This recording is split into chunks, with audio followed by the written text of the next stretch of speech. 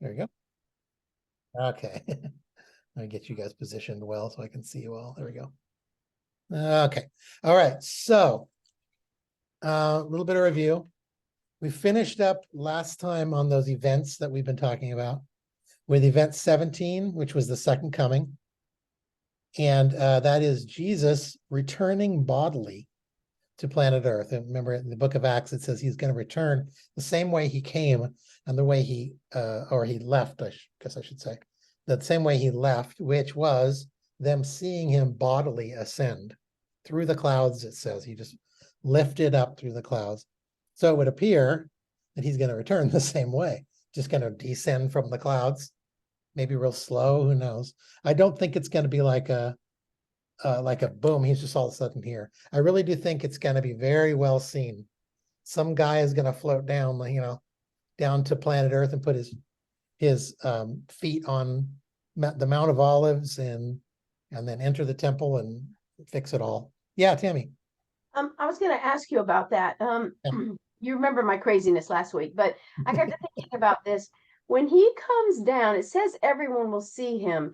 Do you think the whole world will see him with their eyes, or do you think we'll all see him because it's going to be televised? Is it going to be something just in Israel? That's a good question. It used to be that that would really throw me for a loop, that somebody could say that the world will see him come. Then all of a sudden we got cable and internet, and I think what you're guessing is probably right. Because I mean, physically speaking, maybe we'll see some kind of event. Maybe like the cosmic event where the sun is darkened and the moon turns blood red and the sky is open and the stars fall. That will probably be worldwide, or at least part of it, Well, because when he left, the whole world didn't see him go into the clouds. Right. That's what makes it interesting.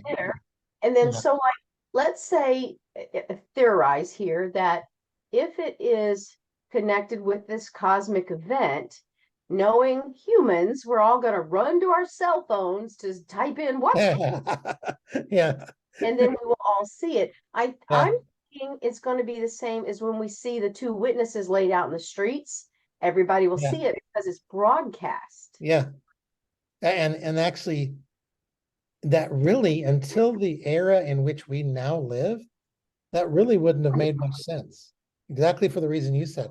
If somebody in California isn't going to see Jesus just descending, it's got to be some other thing, some other way they can see him, Well, shouldn't we all just move to Israel?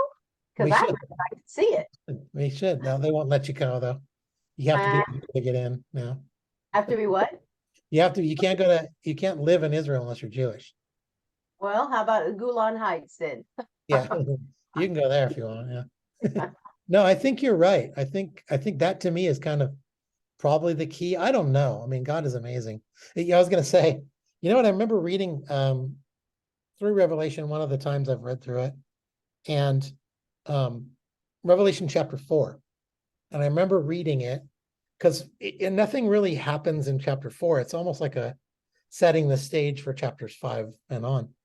But in chapter 4, I remember reading it one time and listening to it or thinking about it in my head, and it sounded exactly like a Broadway performance. It read almost like there was a hush, and then the curtains opened. I mean, it kind of like how Broadway shows do. It's quiet right before it starts, and then maybe the little bit of music comes up from the orchestra pit, and then the things open. And the more I thought about that, the more I started thinking about the what's the word I'm looking for? The Hollywood, the Hollywood nature of what he's doing. Because if, for instance, on the topic we're talking about right now, if he's going to descend, we're not all going to see him unless, exactly like you said, Tammy, everybody's got their cameras out and they're pointed at him, and everybody in the world sees it simultaneously. But think about this though. before he does it, the stars, the sun, moon, and stars event is almost like a spotlight, you know? There's, let me clarify one thing that I can't guarantee, but according to the Bible, it seems to be the case that almost every reference to when this occurs seems to refer to it occurring at night in Jerusalem. Like for instance, the stars. You wouldn't see the stars falling unless it's night.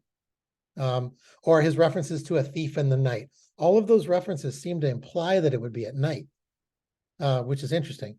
So now I'm starting to think about this sun, moon, and stars event is like a spotlight, on Jerusalem. And then, so everybody's attention goes to Jerusalem, and everybody's going, wait, what the heck's going on in Jerusalem? Ding, click your phone, and you're watching live while all of this occurs. Is that making sense? It strikes me kind of interesting that way, but yes, I think that's going to be the way. I don't know. It seems to be the way of the world, with the technology. Yeah, it does. And it seems to one of the things I find interesting is that, like, because I'm a movie watcher, I'm a movie file, video file kind of guy. I love movies, but there's formulas to movies. They always pretty much have the same formula. There's about 5 or 6 formulas that all movies follow. And that's because I think God implanted in us a desire for stories and an understanding of how stories go. And if you ever notice somebody telling a story, like to kids, you start telling a story and every single kid will stop what they're doing and listen exactly to what you're saying, as if we're hardwired to stop and listen to stories. And I think the way he does it is story-like because of that way that we think, if that makes sense. So, yeah, and if you watch Hallmark Channel, you can watch the exact same plot every season. Every time. The Valentine's, the Christmas, and the Easter. Because it works. It works. We're hardwired to listen to stories and to understand the plots of stories. And that to me is how it's gonna unwind when Christ comes the second time as a story. David, sorry, did you have a question? Not so much of a question, but more of a clarification as to the fact that what you were saying about how the Revelations plays out this time vibe thing when Jesus comes. I kind of feel like I was getting that same theatrical. I was watching like a theater acting going on too when I was reading through Revelations again as well. Yeah. Especially when you would dig into like chapters 11 and 12 and when he starts describing what he's seeing in the heavens, like this wide door opening up, my mind just started going, what in the world am I imagining right now? I look like I'm reading a playwright right now. Well, it's cool. Interesting. It's interesting that when you read Revelation, it plays out more like a movie than it does a play, because movies can stop in the middle and change scenes and show you a background scene that explains things that stage. And this doesn't really do. There is no break. Yeah, exactly. But in a movie, you can do that, which means God probably said, okay, by the time this actually comes about, they're going to have movies and they're going to understand things the movie way instead of the stage play way, Kind of makes my head kind of spin when we hear there's nothing new under the sun because of God. And I'm going, well, were there movies before? Right. Yeah. And in a sense, yeah, there were, because God had written out the whole thing as if it was a movie. I don't know. It's interesting. I find all that stuff fascinating. It's very fascinating. Yeah. Yes. Okay. Any other questions about that one? So Jesus returns, the Mount of Olives. Remember, it says it splits, like it creates a valley from east to west. So this way, a valley. And then he enters the temple. And if you think about it, he's doing this after the Antichrist has entered the temple. The Antichrist goes in and says, I'm God. And now Jesus comes back, the real God, and goes into the temple. And it's kind of like oh yeah, you're God? Let me show you what God is, that kind of thing. And then right after this, or maybe at the same time, we're not exactly sure the timeline, but the 18th event is Armageddon. So where they fit together exactly, we're not sure. But Armageddon is that final war located, if you remember, in the Valley of Megiddo, which is known as Har Megiddo. That's where we get the name, right? And that's just really close to Jerusalem, relatively. It's about as far as we are from Gilroy, something like that. Or maybe, no, probably longer. Maybe San Jose. So probably from Salinas to San Jose distance. And it's just a big open field. And the field of Megiddo is going to be where all of these people are going to assemble in an attempt to try and battle Jesus, which is foolishness in my opinion, but they think they can do it. Probably it isn't Satan thinking I'm going to win, because remember, Satan brings humanity with him in the story. So Satan is probably not thinking he's going to win. He's probably thinking, I'm going to kill as many humans as I can and bring them with me. So it's probably not like thinking he's going to win. It's probably more like just destroying as many humans as he possibly can, so Kind of like how he's like, I'm going down and I'm going to take y'all with me. he doesn't That's care. He kind of knows what he he's can't win. It could be that he's so delusional that he thinks he could win, but I really think more likely he just hates humans and he wants us dead, and this is what he's doing. He's going to kill as many as he possibly can. So He hates humans because he doesn't want because he wants us to worship him, and of us that don't. and he doesn't like the fact that we are technically, the Bible says we are going to judge the angels, which probably means demons. So he probably knows that too. And he's thinking, heck with you. I'm going to kill all of you I can just because I hate you. I don't know why he hates us and God so much. It doesn't make sense to me, but that's kind of where it is.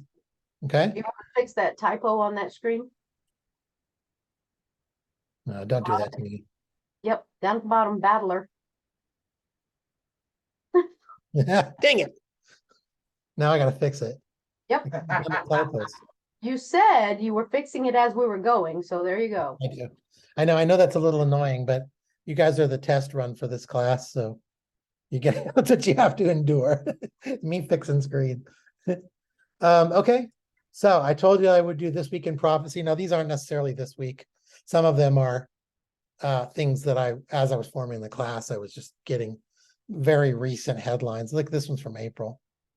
But this is the Muslim world saying it has to unite against Israel. I may have shown you this one before, but this is relatively recent, uniting against Israel. Here's another one. Large number of Americans want a strong, rough, anti-democratic leader. So what this means is if Antichrist is going to come in and manage to take over a world government system, which seems to be implied, this is partially in preparation for that to occur. So it's something going to have to happen in the minds of men that makes them want to give themselves over to a world leader. And the trend now in government, especially among younger people, is the desire to eliminate our current system of government and unite under a different type, almost like a tyrannical leader or a king, a leader that isn't democratic. It's almost like we just want to be told what to do and we'll do whatever you say. It could be the sign of the times. Maybe people are wary. I don't know. But there is a trend to move away from our form of government toward a one world sort of system of government, right? Okay. The next three, I think, are all about the same theme. Mass exodus is away from Christianity. Now remember that the Olivet discourse, when Jesus is speaking, he says specifically many will fall away. There will be a great falling away from the faith before the second coming, or before the rapture and second coming. And that's exactly occurring. Huge exodus from Christianity in America, worldwide. It's been going on, but in America, it's starting now. Church going and belief in God stand at historic lows, despite a mega church surge. This is from December last year. And also, this one is. I'm sorry, Dave. In those mega churches, you've got so much false religion and just fake stuff that even though people are going to these big mega churches, they aren't Christians. No. They think they are, or they're living it like they are. And the pastors, I use lightly, are They're not give pastors. people a false hope.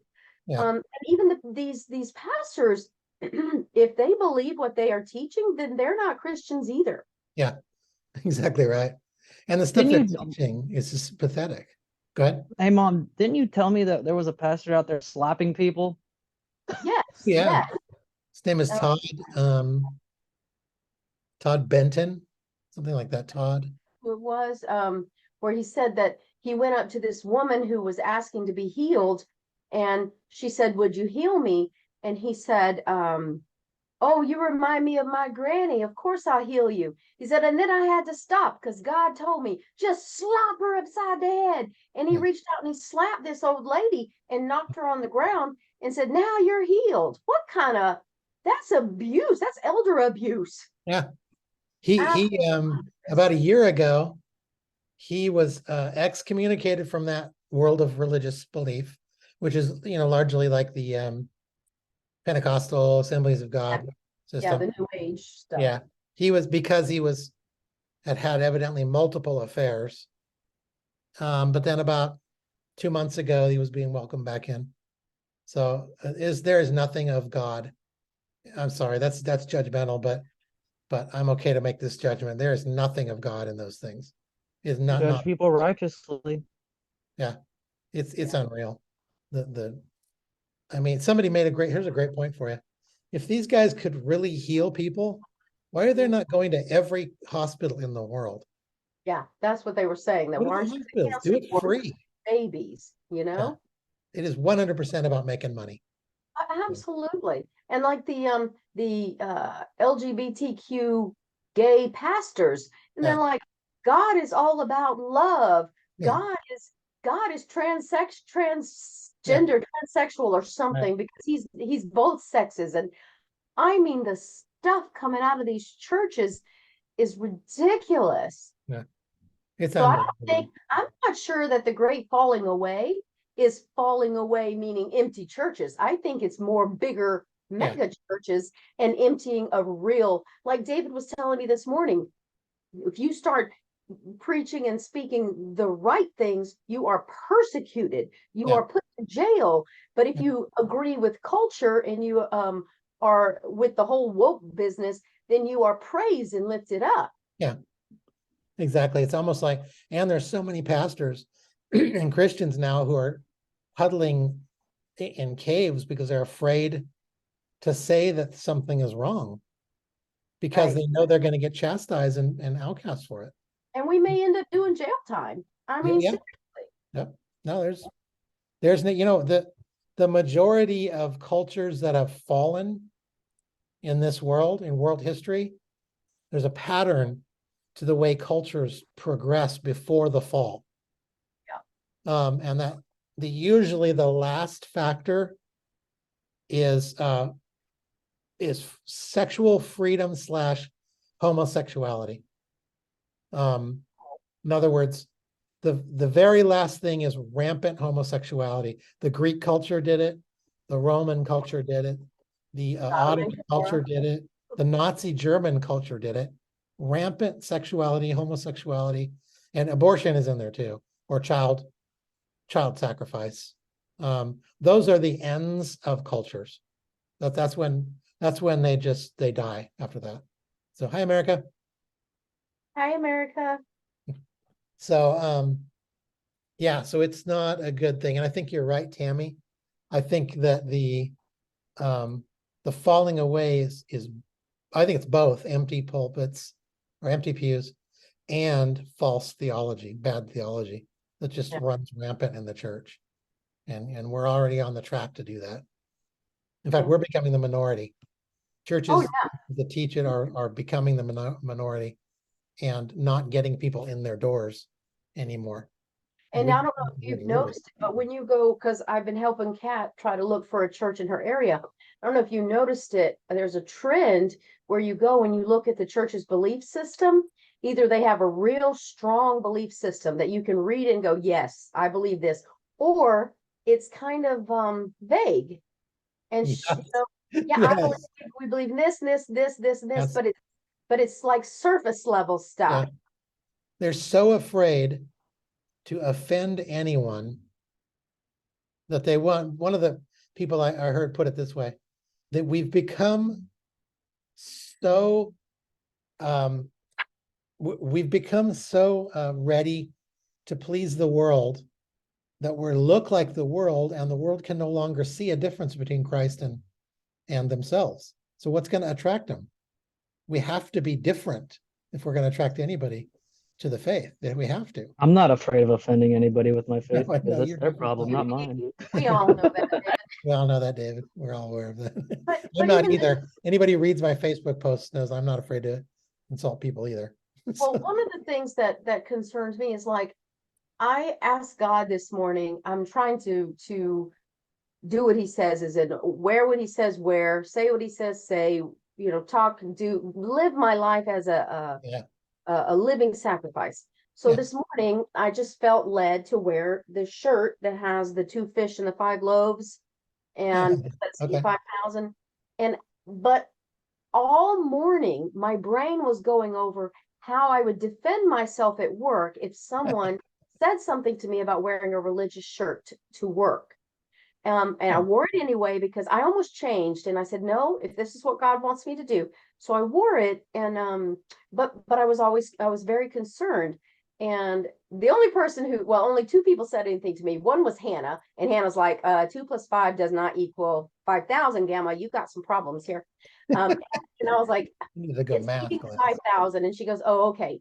But then the vice principal said to me, she says, Tammy, I've been staring at your shirt all day long, and the math just doesn't add up. You've got to help me out here.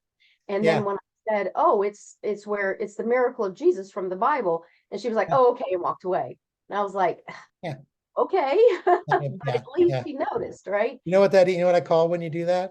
I call that salting the conversation. Like Jesus said, be salt and Oh, light. That's salt. When you do that, that's like throw a little bit of salt, out there and just a little bit of flavor into the conversation. And whether she liked it or not, she's definitely going to think about it. yeah, because she was like staring at it all day, trying to figure out what it And let her meant. be offended. I don't care. You didn't do anything wrong. You didn't No. say anything at all until she asked. Exactly. And I said, oh, it's in the Bible. It's one of the miracles of Jesus, the feeding the 5,000. And she was like, oh, okay, and walked away. Yeah. I mean, she wasn't rude or anything, but Yeah. I feel it was I did something Yeah. outside my comfort zone. Well, it wasn't really outside my comfort zone. It was a little bit, I worried too much. And God's been saying, stop worrying and start worshiping. Yeah. That's exactly right. And I think we as Christians are going to have to get bolder and bolder. Like, let me just go back real quick before we go forward to what you said. I got no problem with that. No, you don't. No, you don't. Well, you said that about church website statements. And what I notice is they're either super, I mean, I'm talking about just the ones that I know are Christians. Like if they're talking about, we include sin as part of our, a part of what we celebrate, I'm not even going to call that a Christian church, but the ones that are like the big seeker sensitive or the mega churches, you either get them or you get the pendulum swing the other direction, where the church is so like staunch and legalistic because they're trying to fight the mega church seeker sensitive thing by becoming even more staunch. And the reality is that the middle is the better spot. I think our church is really good about being in the middle and saying we don't agree with the sin. We very clearly state what we believe about pretty much everything at First Baptist. Yeah, that makes me think of gosh, I think his name's Spencer. He's a fundamentalist Baptist, I think is what he is, and they're very, very strict. Oh, is it Robert Spencer?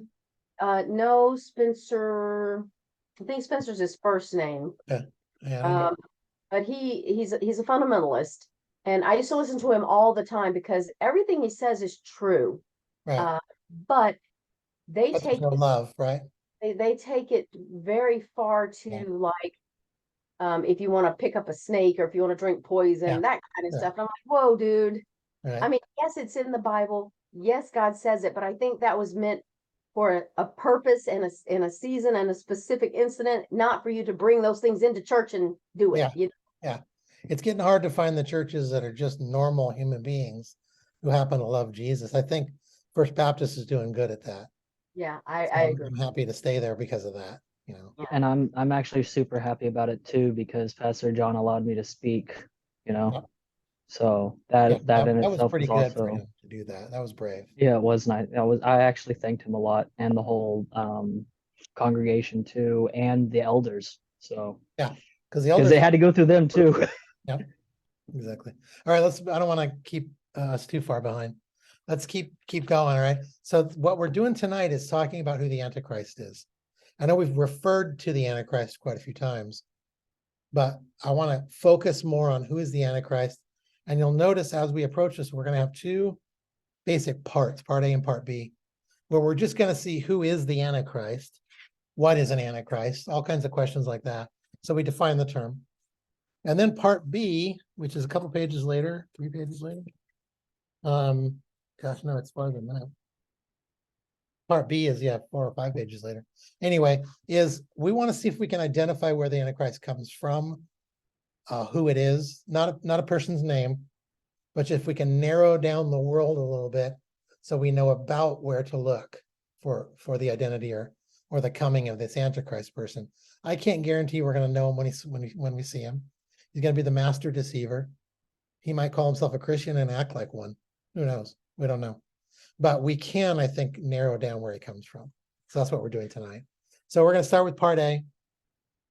Who is the Antichrist? Okay. And then I actually just said most of that.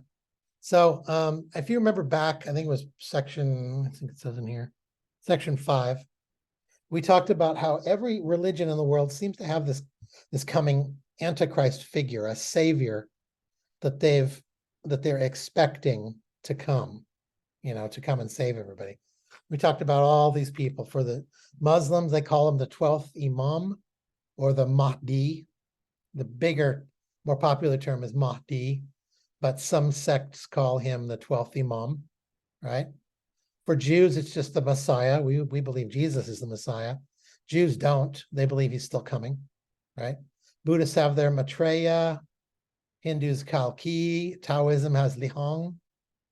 Zoroastrianism, which isn't very big, but it's not tiny either, has the Shashant. I think it's Shashant, something like that, right? But the whole point is they're all expecting somebody to come, right? So they've all got this waiting expectation of somebody coming, and somebody is going to come, right? So let's talk about who he is in the Bible. So if you'll see toward the bottom of 79, it says Antichrist in the Bible. He's given quite a few names, and we can't really unpack all of them. For instance, Daniel 7:8 calls him the little horn, right? And Daniel 7 unpacks what that means. And there's all kinds of weird language about horns. And then one horn overthrows other horns. And then out of one of those other horns, a little horn grows. And that little horn is the Antichrist, right? And all of that means something, but unpacking it and giving you specifics is virtually impossible, because we just don't know. We just know that we can generalize about the symbolism, and that's that horns have to do with leaders of countries, or maybe could be military leaders. Strong leaders are called horns throughout the Bible, right? So these horns, and then you have the 10 horns, maybe means 10 leaders, 10 countries. And then it talks about, the horns killing other horns. So leaders may take over other countries. And then out of one of those horns, a little horn, so probably somebody unexpected may arise out of the government of one of the horns. And all that symbolism is difficult. But what we can say is that horns have to do with power, positions of power. That's all we can really say for sure. But the little horn is a name that's given to him in Daniel. He's called in 2 Thessalonians chapter 2. He has 2 different names. The first one says the man of lawlessness, or some of them say the man of sin. That's the title. And then in the same verse, I think it's the man of lawlessness, comma, the one doomed to destruction. That's another name that the Antichrist is given. That basically means that he's going to get destroyed, and it's already prophesied. And then, of course, chapter 11 of Revelation calls him the beast. I just read your chat, David. It's definitely got something to do with it. All right. So these are kind of names given. He is, I think, well, actually, we'll go into this, I believe. So I may not want to jump ahead yet. There are quite a few verses about the Antichrist, about specifically using the term Antichrist, right? And it's capitalized in some, meaning it's a specific person, and in others it's used in a more general, not uncapitalized way. But it's the term Antichrist is primarily in the writings of John the Apostle. And so that would be, I don't think it's in the Gospel of John, but John wrote the Gospel of John, 1st, 2nd, 3rd John, and Revelation, 5 books. So in the actual use of the term Antichrist is found in 1st, 2nd, and 3rd John. And it's used in multiple different ways. And he's pretty much the only one who really uses that term. But in the book of Revelation, I don't think he uses it. He calls him the beast at that point. So I'm pretty sure, if memory serves, it's all in 1st John. Here's some of them for you. I think that starts in the bottom of 79, right? So here's one. 1 John 2:18 says, "Dear children, this is the last hour, and as you have heard as you have heard that the Antichrist is coming, and even now many antichrists have come." So John kind of gives it a generic term for exactly what it says, which is against Christ. So he's saying that these people who are against Christ have come. This spirit of being against Christ has come. He goes on a little bit later, a couple verses later, and says, "Who is the liar? Whoever denies that Jesus is the Christ, such person is the Antichrist." So he's expanded a little bit and said that anybody who denies who Jesus is part of this Antichrist, lowercase a, sort of spirit, this Antichrist attitude. All right, on the page here. Another one here, I think. Oh, okay, we're gonna actually look this verse up. I don't think I have it on the page, but 1 John 4:3 talks about every spirit that does not acknowledge Jesus is not from God. This is the spirit of Antichrist, which you have heard is coming, and even now is already in the world. So when John writes this, he's saying people are denying that Christ is who he says he is. And by the way, if you've ever heard the term blasphemy against the Holy Spirit, this exactly is what that is. It's denying that Jesus is who Jesus says he is. It's just a hardened heart that says, I know Jesus said he was God in the flesh, Son of God. I know he did miracles. I saw him after he died, but I am absolutely not going to yield to him. That's Antichrist spirit. Will not give in to Christ. Okay. Let's look up this 2 John 1:7. I don't think I have a slide for it, so we're probably gonna have to. Can you still see the I have slide? it pulled up. You can pull it up? I Can you have it still on my see the Bible. slides right now? Yes, we can. Okay, good. Because I'm gonna go over to my browser. I don't have a hard Bible in front of me and go to. So if you could find it and read it, let me get there myself real quick. 2 John 1. Oops. Okay, David, you want to read it? Yeah, I'm reading from the Student Bible of the NIV version, so people know which version I'm reading. Okay. Verse 7 says, 2 John verse 1, or chapter 1, verse 7 reads, "Many deceivers who do not acknowledge Jesus Christ as coming in the flesh have gone out into the world. Any such person is the deceiver and the Antichrist." Right. This is one of the only occasions in which the article "the" is used in front of Antichrist. Usually it's something like, well, it's actually one of theirs. It's here. Actually, no, I take that back. I think it's another article. This is known as a definite article. The word "the" is a definite article, meaning one specific definite person. I think it's only one verse that doesn't have a definite article. Anyway, I'm going off track. But yeah, again, he's just saying the Antichrist or Antichrist spirit, lowercase a, is those people who just deny who Jesus is. And basically that's kind of everybody in the world, with the exception, obviously, of born-again Christians. So basically, born-again Christians are one class of people. Everyone else on earth is another class of people, according to this. Okay. So something is coming that is going to be, or in the case of the capital A Antichrist, the person, symbolize this denial and hatred of who Christ is. Remember, Christ is the only way for someone to be saved. That's it. Only way for someone to be saved. You must believe that he is who he says he is. God's not going to just keep giving us rope ladders saying, okay, sorry you didn't like that one. Here's a different one. You have one, he gave you one thing, and that's Christ. And you either accept it or you don't. It's actually kind of nice. It's very simple. And it's very exclusivistic sounding. It bothers people in our relativist pluralist world. They don't like that. They don't like our exclusive claims like that. I don't care. Nothing I can do about it. I didn't make the rules. It's just a fact. Jesus came. He did everything somebody would need to do to prove he's a God, right? All the way up to rising from the dead, and said, if you accept me, you get into heaven. If you don't, you go to hell. It's very simple. And anybody who denies it, according to these books, is an Antichrist, right? So that's what that spirit of Antichrist is that mentality like that, all right?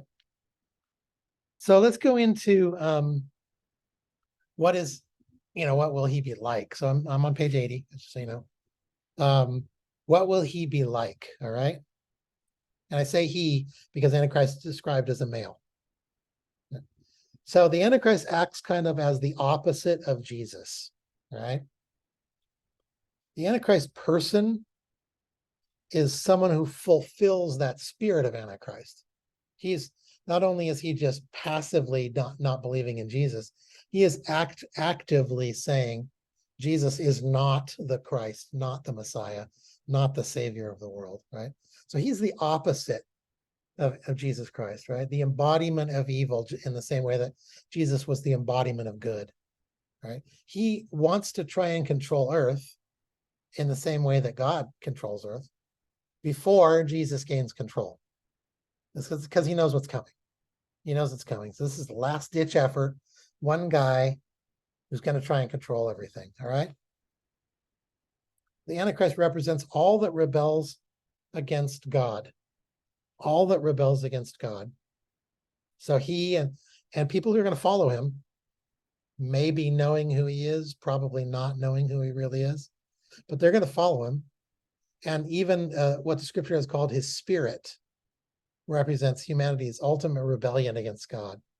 So it's Antichrist person and Antichrist little a, Antichrist people who follow him to hell, for lack of a better term. They follow his belief system, all right? The Antichrist man, so the capital A Antichrist, will be filled with Satan. The Bible says that he is indwelt by Satan in the same way that Jesus was indwelt by the Holy Spirit, right? So Jesus was filled with the Holy Spirit. Until Jesus died and perfected us from sin, we were not able to have the Holy Spirit of God dwelling inside of us because God can't dwell with sin. So Jesus has to come. He has to eliminate the sin from us, and therefore that would allow the Holy Spirit to now enter into humans because we are cleansed from our sin. So even now, even though we sin, Jesus's death paid for our sin, and we are clean in the sight of God. So the Holy Spirit can come inside of us in that same way. Satan fully indwells this Antichrist man, right? Takes him over, lives inside of him, does what he wants through the hands of this man, right? In order to fulfill Satan's desires, right? If you'll notice, one of the verses representing that, the dragon, Satan, gave the beast, Antichrist, his power and his throne and great authority, right? So this is a person, as you know, who's indwelt by Satan. His main goal is just to utterly destroy the Jews and everyone else. But remember, the Jews first are the keepers of the promise of God.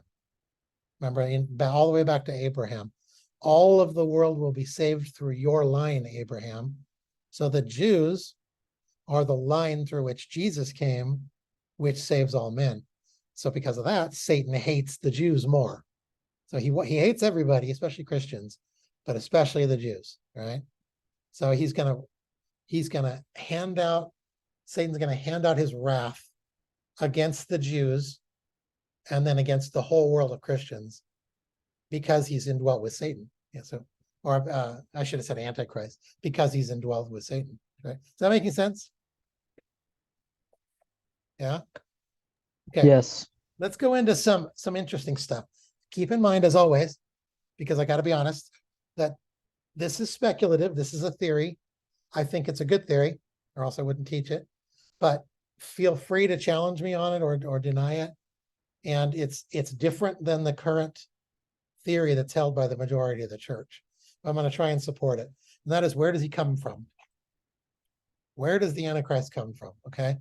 We don't have a whole lot of references to that, except for that passage in Daniel, where in Daniel chapter 9, where it talks about him coming into the temple area and claiming himself that he's God, stopping the Jews from fulfilling their worship and that kind of thing. And then at that point, the Great Tribulation, he starts to kill the Jews, right?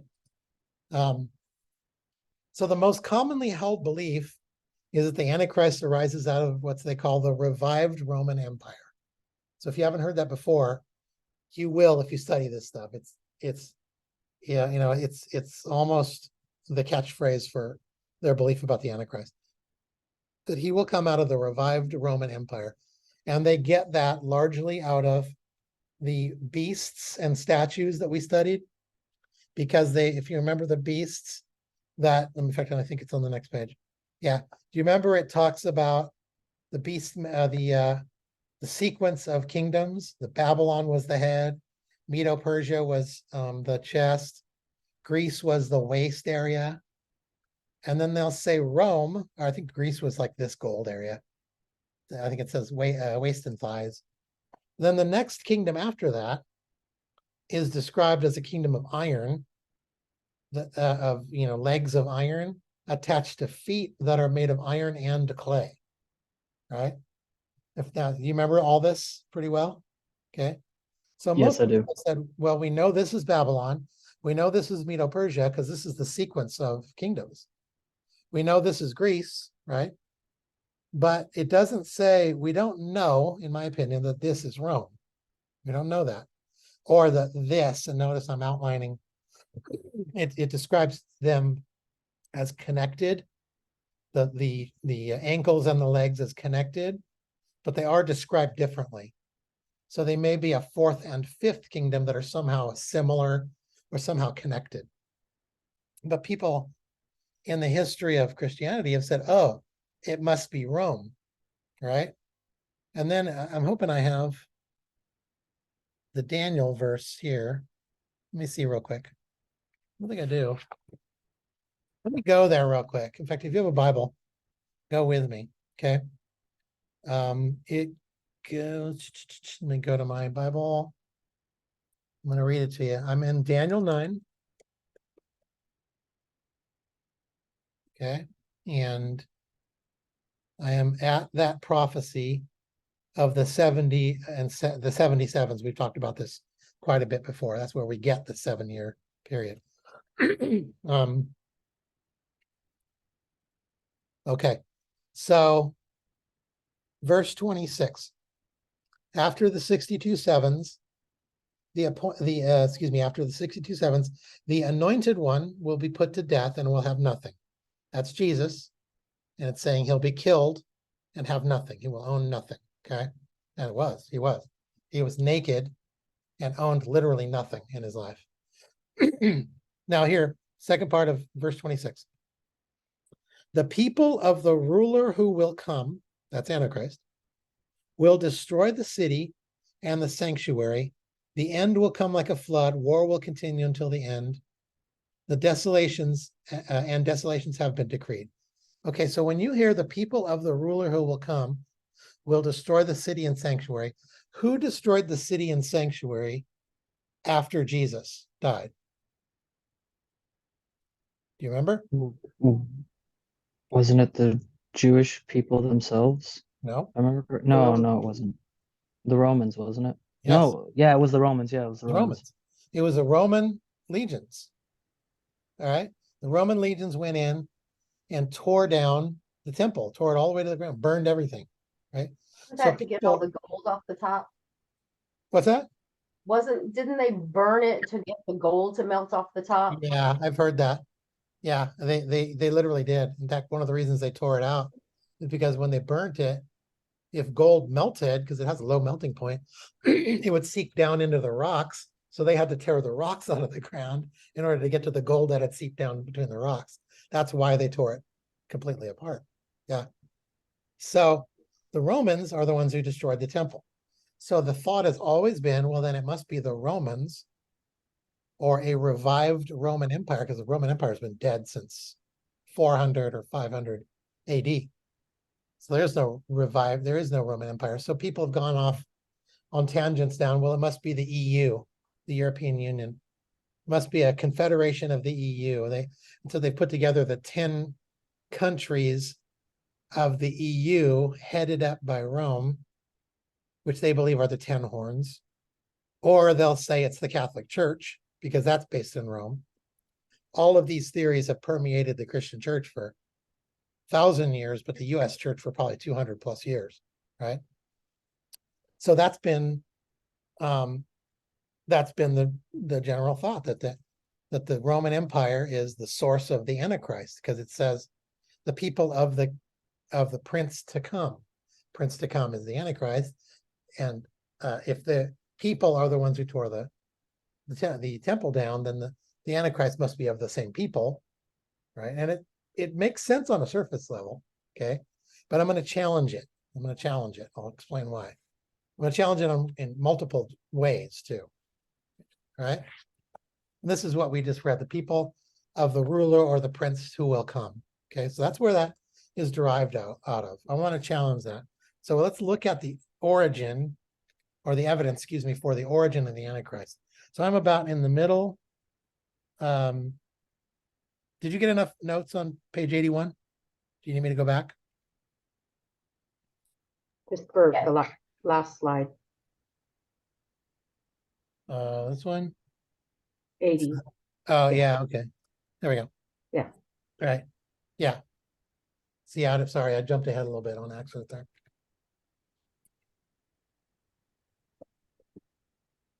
Okay. Good.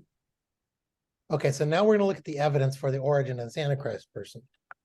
And we're not going to look at it simply and just say, oh, it must be Rome. We're going to actually examine it, right? So Daniel 9:26, we've been talking about this. The people of the ruler who will come, who will destroy the city and the sanctuary, which is the temple. So while it may seem clear that this refers to the Romans, we're going to soon see that another interpretation may fit this prophecy better. Okay? So who was it specifically that destroyed the temple? We've said so far that it's the Romans. Okay? Who was it specifically? Because we do know this. We know who it was specifically. The people of the prince, right? Well, yes, but we want to know exactly who it was that destroyed the temple. All it was saying in the people of the prince to come is there's a relationship between the people who destroyed the temple and the coming prince thousands of years later, right? There's a relationship of some kind. And as I said, everybody thinks it's Rome. Because they said, oh, well, the Rome knocked the temple down, so it must be a Roman guy that's coming. Okay, that's what I'm challenging. So, you've all heard the name Josephus a million times. He was a former military commander who later in his life worked on behalf of the Romans. I don't know if I'd say for the Romans, but probably a political sort of thing. And he was sort of the scribe or the chronicler of the times. He wrote the history of the Jews. He also wrote the history of what the Romans did in the Jewish territories.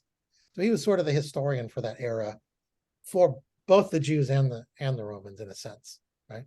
He wrote about the fall of Jerusalem. He basically eyewitnessed what happened when Jerusalem fell. Remember, it fell about 70 AD, so about 35 to 40 years after Jesus is when the temple was torn down, right? And he was alive, and he watched all of it, right? So this is from something he wrote called Chronology of the War According to Josephus, Part 7, The Siege and Destruction of Jerusalem, okay? Josephus noted that it was the 10th Roman Legion who occupied Jerusalem. So the 10th Roman Legion are the ones who knocked down the temple in 70 AD, right? So they were the ones who were there. This is Josephus speaking, right? So then the question becomes, who is the 10th Roman Legion? They also, by the way, I also wrote that they're also known as Fretensis. So you may hear either term used. So who is, so it was the 10th Roman Legion, also known as the 10th Legion Fretensis. Fretensis just refers to where they're from. I think it means riverside or lakeside or something like that. But that was what they were called, right? So who are they? Let's see where we are. There we go. So we're on page 81. It was common for Romans. So here's how Romans worked, okay? They utilized local men to, and maybe not necessarily immediately local, but actually they didn't use immediately local people. They used semi-local people. So let's say, let me give you an example. They want to overrun Spain, and they're going to travel from Italy, on their way through France and into Spain. So they would grab French people and sometimes Spanish people, maybe as translators, and they would conscript them. And by the way, you had a couple of options. You either lived in slavery under the Romans, or you offered to work for the Romans in their military for a certain amount of time. I think that might have been lengthy, 10 years. So you basically enslave yourself to the Romans as a Roman soldier, and then they allow you to live in their Roman territory and maybe give you a little bit of land or something whenever it's done. Or you become a slave. That's how Rome worked, right? So they would conscript these local men in order to supplement their armies. So they'd maintain like leadership of Roman generals and stuff like that. But the workers would be locals or semi-locals, right? So that's how they were put together. So the 10th Roman Legion then, right, Fretensis, was derived, and this is the words of Josephus and other historians, out of Arab, Syrian, Eastern Turkish, and Northern peoples, right? So here's what I'm getting at, right? When Daniel talks about the people of the prince to come, it doesn't necessarily imply Romans.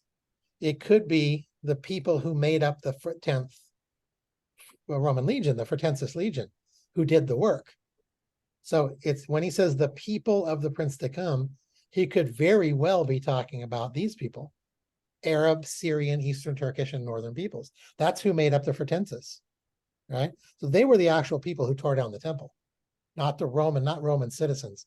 It's those citizens. You follow my logic so far? Yeah. Okay. So therefore, here's what I'm getting at. The reference, in my opinion, more likely refers to Arab, Syrian, or non-Jewish Middle Easterners. Not necessarily Jews, probably not Jews, because Jews are not going to cooperate. They're not going to you're not going to conscript a Jew and then say, hey, go turn down the temple, tear down the temple. They're going to say, no, heck no, I'll die. So they're not going to get Jews. They're going to get other locals who aren't Jewish, right? So I think that's a very strong piece of evidence that would combat the idea that it was a Roman, that it was Rome who actually did the tearing down. All right, that would kind of be the starting point of, what I believe about the Antichrist origin. So I switched to page 82 now. Am I going too fast? No. All right, so let's go back a little bit to Daniel's statues and the beasts, all right? So I want to make sure we clarify this. Remember Daniel's fourth beast, he had legs of iron, feet of iron mixed with clay. Remember? We talked about that in section 4. That was the way he was described, legs of iron and feet, meaning attached. He doesn't make it a different thing. It's one unit with legs of iron and feet of iron mixed with clay. Now think about that mixture concept, right? That also feeds into what we're saying, right? Then it talks about this, the kingdom that we're talking about, whatever this kingdom is, this people group is, they're described as crushing and breaking all other kingdoms. It's out of Daniel chapter 2, and also Daniel chapter 7, where it's described as devouring other kingdoms. So let me look at my notes so you're on the same page as me, okay? So where?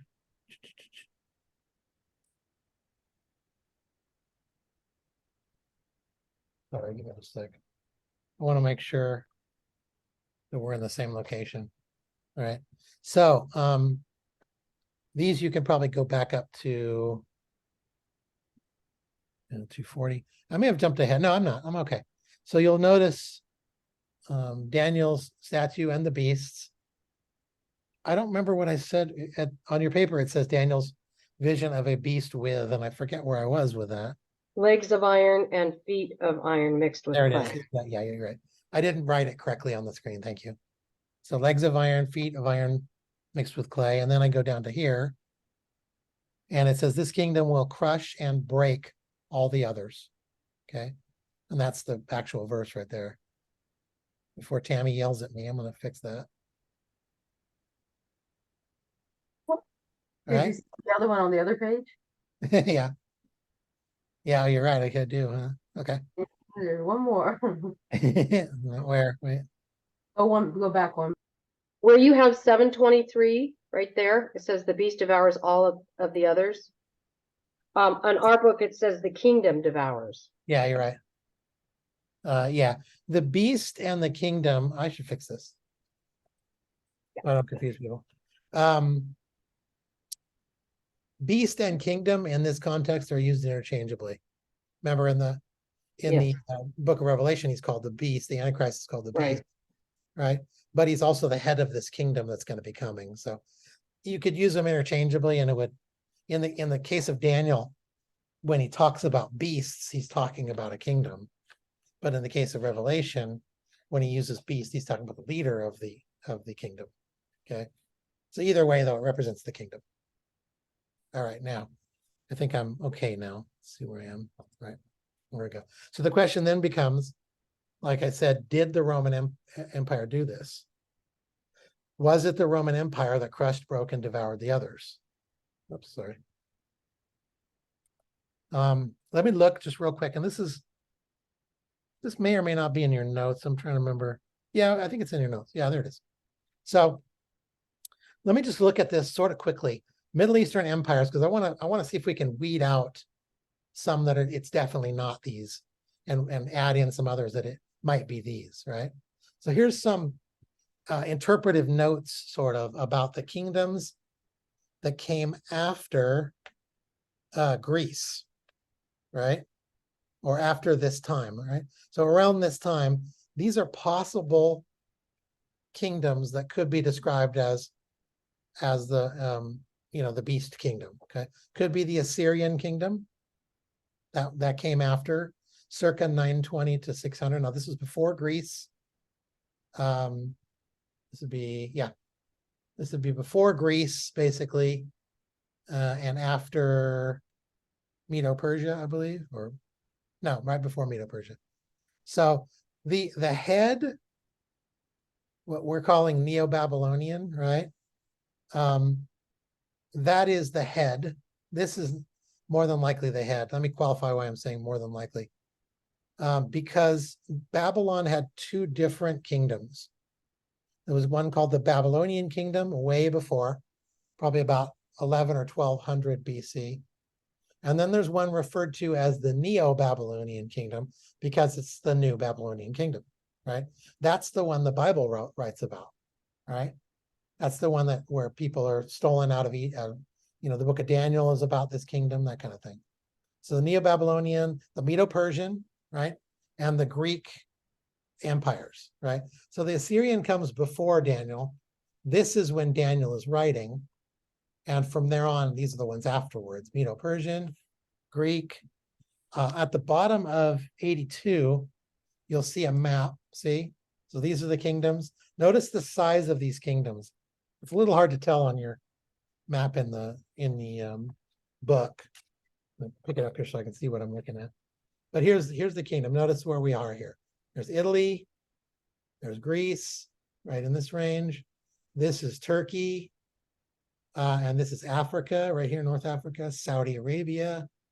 This would be Persia, or actually Iran, where Iran is right now, is right here. But the Assyrian Empire was pretty much just, here's Jerusalem, kind of a little bit north of there, sort of over to the beginnings of where Persia was, a little bit of Saudi Arabia, a little bit of Egypt over here. That's the extent of the Assyrian Empire.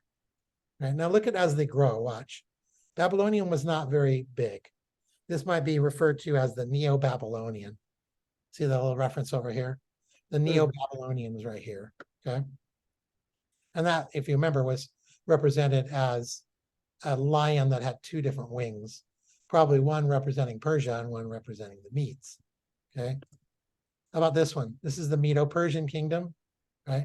This is just Babylon. I said that wrong, I'm sorry. This is just Babylon. This is Medo-Persia. Notice how big it got? So this is the country of Persia, but Persia conquered all of this land, all the way over into Greece, down here, northern part of Egypt, the northern area of Saudi Arabia. That's generally, it's a very rough map, but that's generally where they controlled. That's the Medo-Persian. This is the Greek Empire in pink, right here.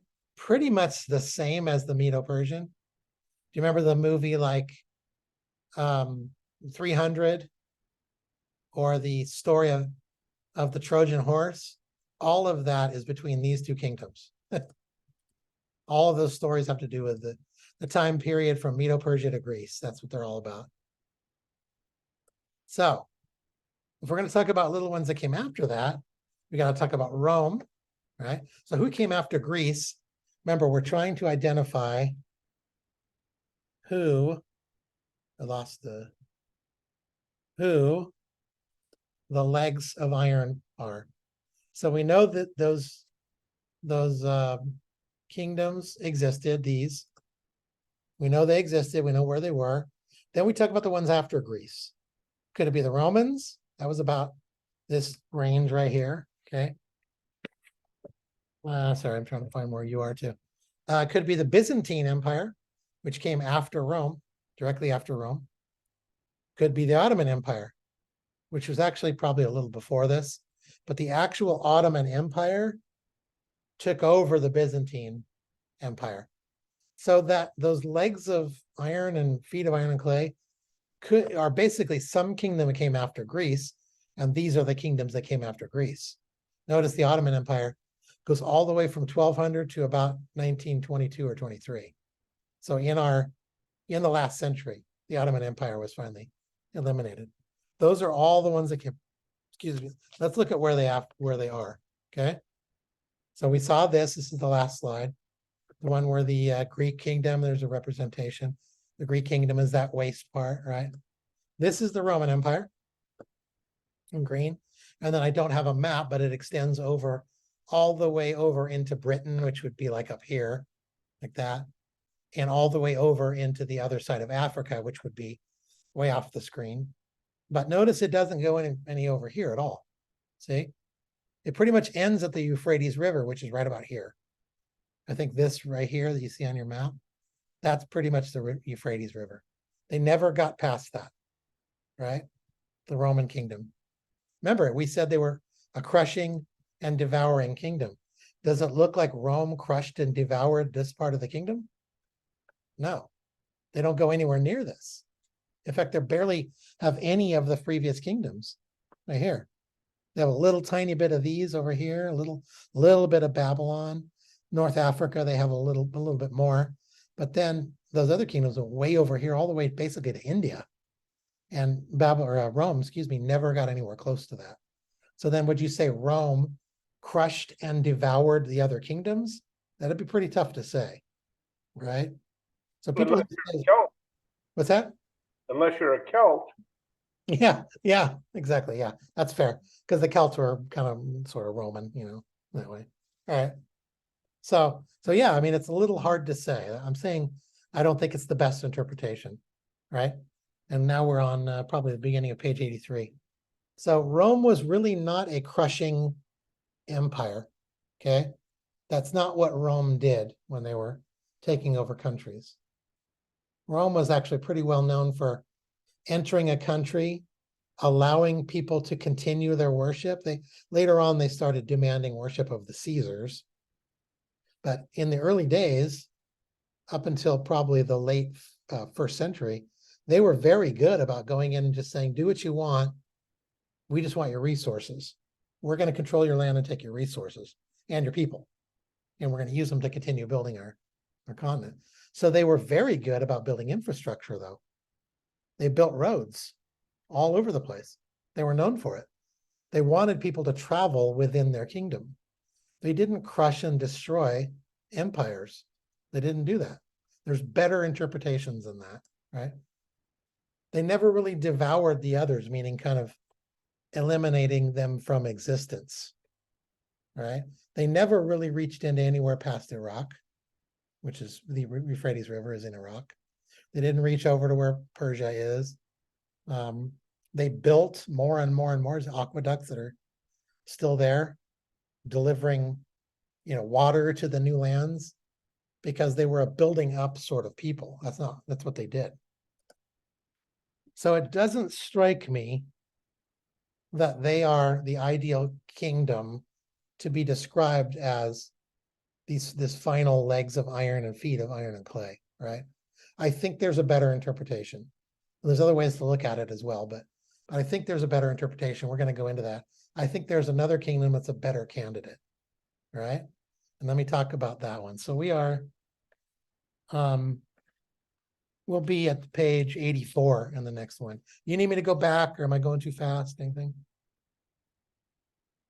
We're okay? Good. We only have about 10 minutes anyway. So let's start into this section. We're on section B.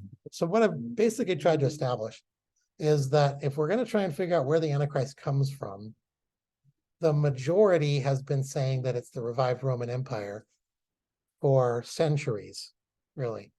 I'm saying I think there's a better alternative. And I'm going to build up the case for what I call the Islamic Antichrist. I think it's a better interpretation and better fulfills what we know the Bible to say. All right. So we're going to look at the evidence for this person being of Islamic origin. And again, I'm speculating a little bit. I'm just basically thinking this is a better interpretation of scripture, but challenge me if you like, believe what you want to believe. And I'm just here to teach. All right. So part one, or part A, I should say, an empire is reborn. What do I mean by that? Okay. I'm going to give you a little bit of evidence for an empire that is trying to be reborn right now. And that's the revived Ottoman Empire. The revived Ottoman Empire. Let me describe what I mean by that. We're going to look at some current goings on, and we've looked at a lot of these already. Turkey, which by the way is now spelled this way. They're pronounced Turkija, but it's spelled this way. They changed the spelling and pronunciation of their country, right? So current goings on, Turkey, as we've said before, is very much on the move, right? And very strong in the zeitgeist of their people is the idea of reviving the Roman or the Ottoman Empire, to reviving the Ottoman Empire. Do you remember when I said the Ottoman Empire ended? Anybody remember? You said not 1200. 1922. Yeah, 1922, which means, well, technically, actually, it's probably better said that it was 1923/24 because it began to fall apart in 22. In 1923, there were official documents being drawn up to divide the land, and in early 1924 was the official end of the Ottoman Empire. Well, about 100 years ago. So it's 100 years ago. In fact, it's 100 years ago, October of 1923 was when the documents were drawn up. And I think it's April of 1924 is when the official divvying up of the leftover land was accomplished. So they were gone in April 1924. So they are right now on the verge of 100-year anniversary of the death of the Ottoman Empire. And they're very actively talking about this in Turkish world, all right? So so Islam enters the world, this is just a little bit of quick history, right? In the 7th century. So in your notes, it says after the inception of Islam in the 7th century, so the 600s, that's the 7th century, the Turkish people became the third and most powerful leaders of the Islamic Empire. What I mean by that is it started by Arabs. Our books say Ottoman. Oh, you're right. I must have been tired. Yeah. That should say Ottoman. If it says, yeah, you're right. Thank you for catching that. This should say Ottoman. The book is right. Okay. So the Turkish people became the third most powerful leaders of the Ottoman Empire. So it sparked as a small empire by the Arabs, and then it grew and grew and grew. The second people to rule it were the Persians. And then a little bit later, when it was really big, the Turkish people came in and they controlled the Ottoman Empire and held it for the longest period of time. So it's about a 700-year-old empire when it ended. And the Turks ruled it for about 600 of those 700 years, or maybe 550 of those, the majority though of those years. Okay. So, all right, I got to fix all these now. Let's say Islamic. Okay. The Ottoman Empire was a vicious Muslim empire. You hear all kinds of misspelling. All right. Long history of rulership in the Middle East. Anywhere from the 14th to 20th centuries, they pretty much owned all of the Middle East and chunks of Europe. They controlled chunks of Europe. They may never have ruled the land, but they would have had they kept going. But unfortunately, when other world powers came in and things, they couldn't maintain, maybe new modern systems of warfare came in, they couldn't really keep up at that point. So they started declining later, and pretty soon they were just not able to keep up with, and they lost their power, lost their strength, right? So from about the 14th to 20th centuries, which was last century, obviously, they basically ruled the Middle East. They were in charge of all the Middle East. Okay. So it's my belief that the Ottoman Empire, change all these slides. The Ottoman Empire is a much better fulfillment of Daniel's statues and beast prophecies. That's my opinion. Okay. And then I'm going to go more into why I believe that. Let me go a little bit into this. Is there biblical evidence of this? Okay. Still on page 84, I believe. Yeah. Is there biblical evidence? Here's one. This is out of Revelation. This is John quoting the people who are, the one giving him the message. He says, this calls for wisdom, for a mind with wisdom. The 7 heads, these are 7 heads of this beast who's going to rule. right? Remember I said there's heads and horns. Talks about 7 heads, but it has 10 horns. Okay. The 7 heads are 7 hills on which the woman sits. Another reason people thought of Rome, because Rome sits on 7 hills. It's been known as the country or the city of 7 hills for thousands of years. Rome has, right? So the 7 heads are 7 hills on which the Roman sits. What we're going to discover is that there are many cities that sit on 7 hills, many of them. It's not just Rome. They just got the reputation. Jerusalem sits on 7 hills, right? Istanbul sits on 7 hills. Sit on 7 hills. Many countries and many cities sit on 7 hills. What was that, Dwayne? Probably at least 7 cities Yeah. sit on 7 hills. There's 7 with 7 hills. God loves the number 7. I love it, right? And 7 kings on those 7 women sitting on them 7 hills. I'm sorry. You're going to get confusing yourself with numbers. Yes. All right, so 7 hills on which the woman sits. There are also 7 kings. He's explaining this thing. Here's the kings. 5 have fallen. 1 is. The other has not yet come. But when he does come, he must remain for only a little while. The beast who once was and now is not is an 8th king. He belongs to the 7, but is going to his destruction. Very, very mysterious, but also very clear in what it's saying, all right? There are 5 kingdoms which have fallen, 1 that is. What that means is currently when John is writing this, or being told this, that kingdom does exist then, right? So 5 before, 1 is, that's the 6th one. The other has not yet come, but when it does come, it will remain for only a little while. And then, okay, that's a 7th. Then the beast who once was and now is not is an 8th king. He belongs to the 7, meaning all of these, right? He belongs to all of these and is going to his destruction. All right? So 5 which have fallen, 5 kingdoms which are now gone. Okay? We're going to interpret this. We are, I'll do just a couple more minutes, then we'll be done, if that's okay. 5 kingdoms which are now gone, according to this verse. That, I think, is probably the best description, right? We know that Greece was right before Rome.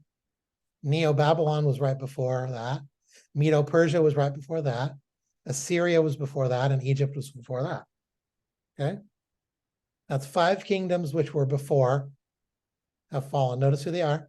Egypt, Assyria is, I would say, modern-day Syria and Turkey, because the Assyrian kingdom took up Syria and most of Turkey, where it is now. Right?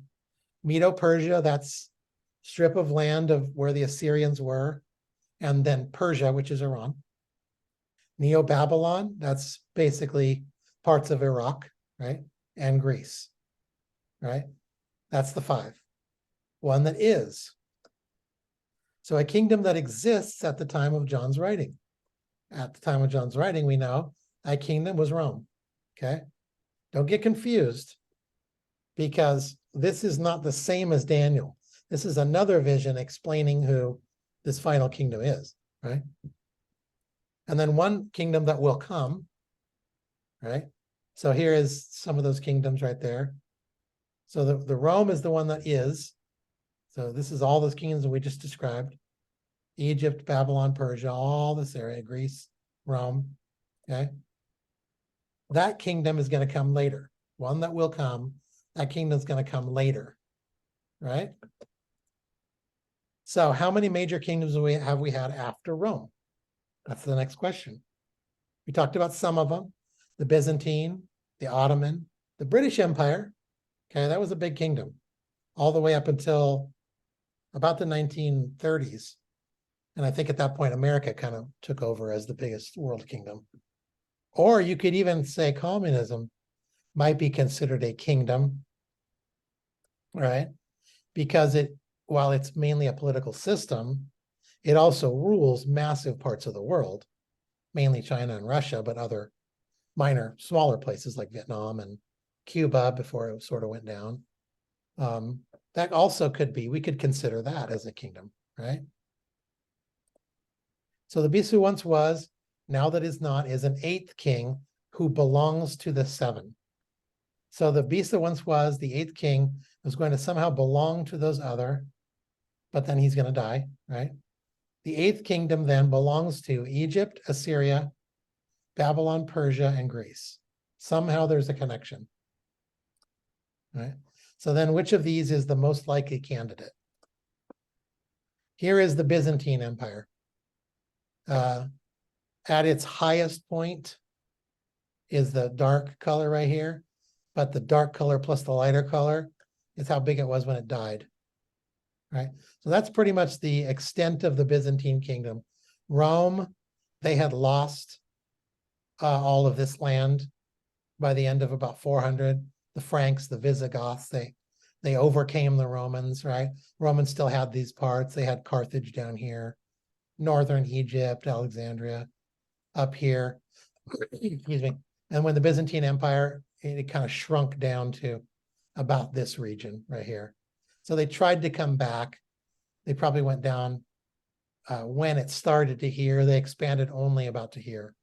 That's all they could get. They'd even basically lost Rome, and they really only controlled this, right? That's the Byzantine kingdom, okay? I don't know why I have that. So I think we could probably knock out communism because it isn't really a kingdom, but I think we can safely knock out the Byzantine kingdom too. We could say that probably wasn't it. It isn't big enough, doesn't go anywhere near where the other kingdoms are, like the Roman kingdom. Doesn't go anywhere near, right? Remember, the fallen ones are all the way over here. So it's got a little bit of it. You know, it's sort of part of them, but it really doesn't fulfill it very well, in my opinion. Okay. So I don't think the Byzantine is a good example. I think the Ottoman Empire, again, is probably the best bet, right? So what we'll do is we'll end here, and then I'll explain a little bit more about this, next week, about the rise or the desired rise of the Ottoman Empire. That's probably going to start within months.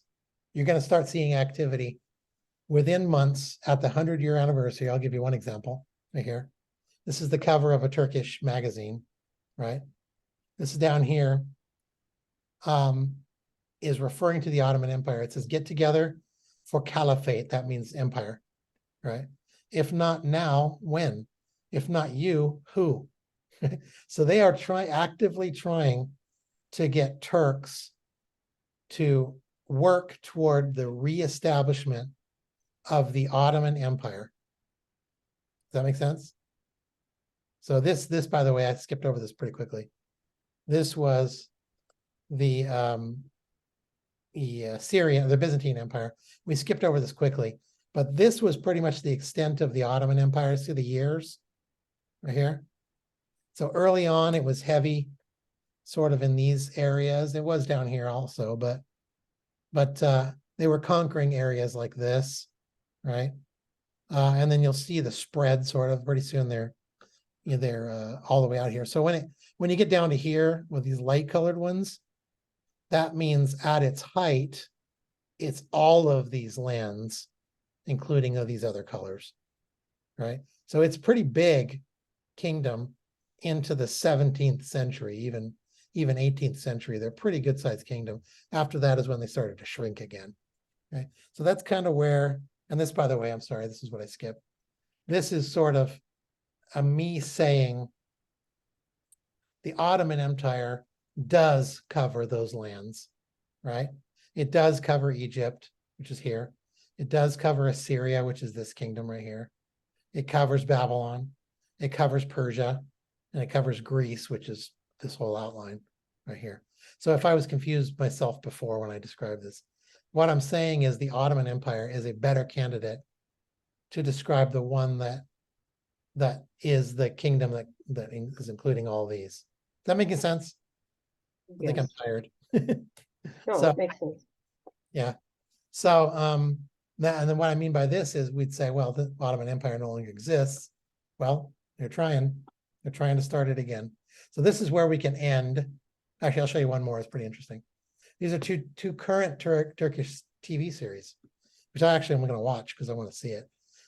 both of these are the rise of the Ottoman Empire. This is sort of the prequel, what led to. It's very interesting. It's in Turkish, but it's dubbed. But you'll see the mindset of Muslims if you watch this. You'll understand where they're at. It takes place during the Crusades, right? The Crusades were, remember, the Muslims started in the 600, 650 AD range to try and take over the world. Christians started doing pilgrimages around the same time or even before, during the Byzantine Empire especially, to go from European countries to Jerusalem to worship. And Muslims started saying, no, that's our land, and started killing Christians. And that's what led to the Crusades. The Crusades were Western Europeans going over there to try and rescue Jerusalem from Muslim attackers. So this TV series sort of gives you their mindset from that time period. And this is about someone whose name is Osman, right? So this one comes after this one. Osman is where the name Ottoman comes from, right? So the Ottoman Empire is named after he's their great warrior who gathered the kingdom together. So I hope that made sense. And the next time when we get together, by the way, I said that. These are all going on right now, and they're extremely popular among Turkish people. So they are propagandizing the Turkish people for what they want to do, and I'll show you more and more evidence of this, which is reestablish the Ottoman Empire. I'm going to show you more evidence later.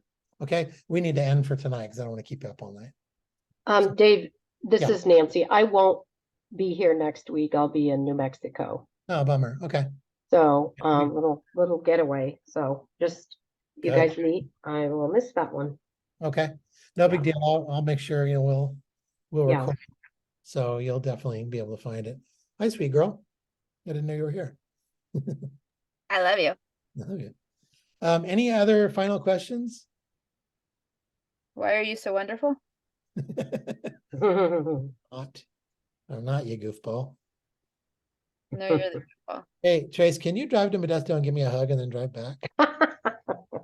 See how wonderful you really are, right? Yeah, we'll see about this. Do you need me to send Kat down your way? No, I'm just kidding. Yeah, I know, right? Yeah. No, she's too far away. Oh yeah, that's right. It's the other That way. would be 2.5 hours from here. Yeah. Hi, Dwayne.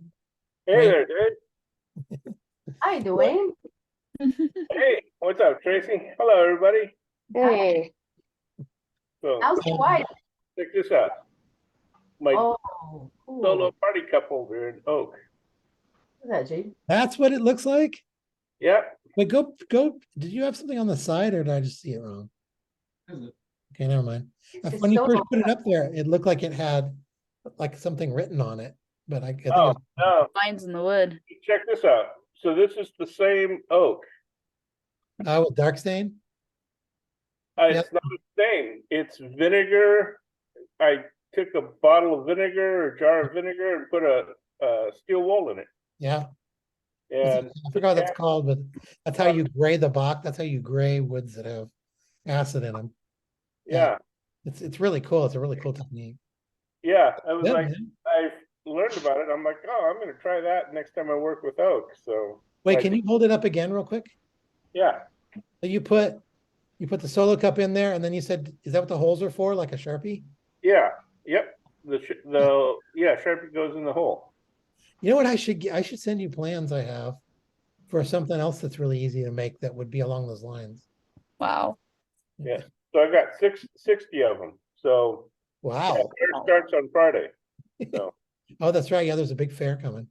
yep, the county Oh. fair. So I got a booth. So I don't want these people to have to listen to us talk about woodworking. Yeah. Thank you so much, everybody. Thanks for praying for everything. Dwayne, in America, you weren't here, but my mom is in the hospital. She's not really doing very well. So I'm in Modesto right now with where her. is like what? Like is it close to you? It is. It's very close to where I am right now. It's in northernmost part of Modesto, and I'm in the Oh, southern. you in Modesto? Yeah, That's where they live. So she's in the hospital in Modesto right now. So I'm still there. I've been since Monday. And she'll probably make it through this, but she's just declining very quickly. So Sorry to hear that. yeah, thank We'll you. pray for her. We'll pray for her. Thank you. She needs it. America. And my dad too, because he's, they've been married 68 years and that's going to be rough for him. Yeah. He's still in pretty good shape. But he's just really stressed and worried, and How are you doing? I'm okay. I had a rough day today, but I'm better now. Just really stressful and trying to help my dad, trying to talk him down, meaning like he's not suicidal. He's just very depressed, very depressed. Yeah. Almost 90. She'll be 91 pretty soon. Oh, wow. But they're both just older and he doesn't have anybody else besides her. So he's scared to death. And, Wow. it's rough. It's rough for him. It is. It is. It is. So I'm gonna probably be coming over here a lot in the next few Oh. weeks to hang out with him. So yeah, so that's kind of what's going on. Well, we'll keep you in our prayers. Thank you so much, everybody. I appreciate that. So, all right, I'll let you go. Hang in there. Thanks. Thanks, America. Take care, Bye, everyone. Tracy. Take Hey, care. America. Bye. I'll see you soon. Yeah. Oh, Okay. wait. So are you planning to go to church on Sunday if I can get you a ride or if I can get you or Yeah. something? If you can get me a ride over there, yeah, I will definitely go. Okay, I'll text you. All right. Thank you. Bye. Yep. Thanks, Bye. America. Ah, Bye. You look tired, Dave. Go get some rest. yeah, I need to sleep. My dad wants me to go back over to his house, and Oh, I don't know. I don't think so. You're looking tired. I gotta turn off the recording. Yes. Yeah. Good night, guys.